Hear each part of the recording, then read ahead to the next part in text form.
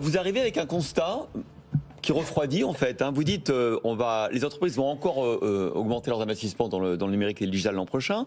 94% attendent un impact significatif. Or, aujourd'hui, 70% des entreprises regrettent leur investissement numérique et digital. En tout cas, elles disent que le compte n'y est pas. Exactement, le compte n'y est pas, mais derrière ce chiffre, il y a quand même une bonne nouvelle, c'est que pour 30% d'entre elles, le compte y est. Enfin bon, c'est pas... Oui, mais... c'est un verre à moitié vide. Oui. Mais il y a deux choses, c'est-à-dire que derrière ce chiffre, on a aujourd'hui, en gros, un quart des entreprises traditionnelles, donc les entreprises classiques, pas les entreprises digitales, qui atteignent des niveaux d'agilité dans le digital, de maîtrise du digital et d'ailleurs des résultats financiers qui sont les mêmes que 80% des entreprises dites digitales. Donc on voit que c'est possible pour une entreprise traditionnelle de progresser, d'avancer sur le digital. Donc là, je dirais qu'il y a une bonne nouvelle, il y a une espèce de pointe à atteindre pour tout le monde.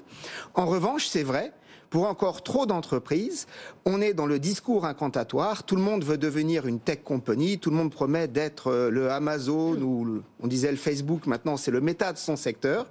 Et là, pour le coup, le compte n'y est pas, parce que les résultats ne sont pas là.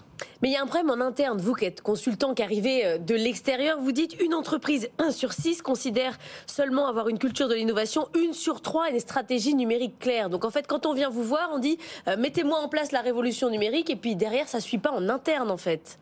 Alors, le gros sujet, effectivement, il est sur les fonctionnements internes. Il n'est pas tant sur la technologie en tant que telle. La technologie, ça s'achète, ça se change, c'est assez facile. On est beaucoup sur des problèmes d'organisation, de culture. C'est de l'humain, en fait. C'est 100% de l'humain. D'ailleurs, je dis souvent, une transformation digitale réussie, c'est 10% de technologies très innovantes, de l'IA, de l'IoT, des blockchains, tout ce que vous voulez, des biologies synthétiques. Aujourd'hui, on en parle beaucoup. Il y a 20% de vrai travail sur les systèmes d'information de toute l'entreprise. Et 70%, c'est de l'humain, c'est de la culture, c'est des processus. C'est ça le plus dur à changer.